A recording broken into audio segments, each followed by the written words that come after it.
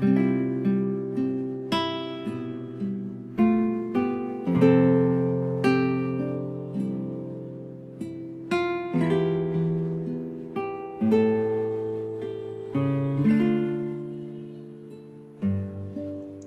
mabuting balita ng Panginoon ayon kay San Mateo. Noong panahong iyon, samantalang nagsasalita si Jesus, may dumating na isang pinuno ng mga Hudyo.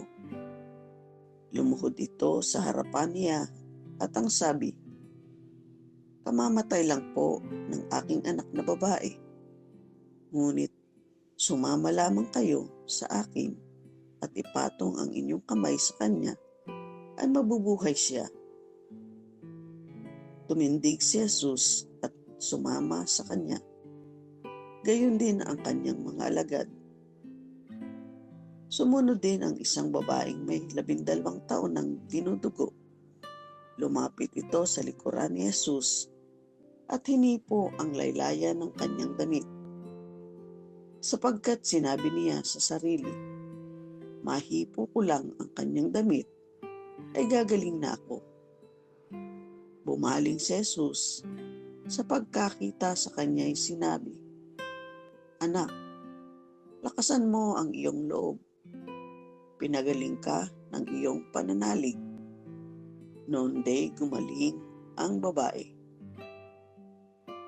Nang dumating si Jesus sa bahay na pinuno, nakita niya ang mga manunugtog ng plauta at ang maraming taong nagkakaingay. Sinabi niya, "Magsilabas kayo. Hindi patay ang bata, natutulog lang." At siya ay pinagtawanan nila. Ngunit nang mapalabas na ang mga tao, pumasok siya, hinawakan sa kamay ang bata, at ito'y nagbangon.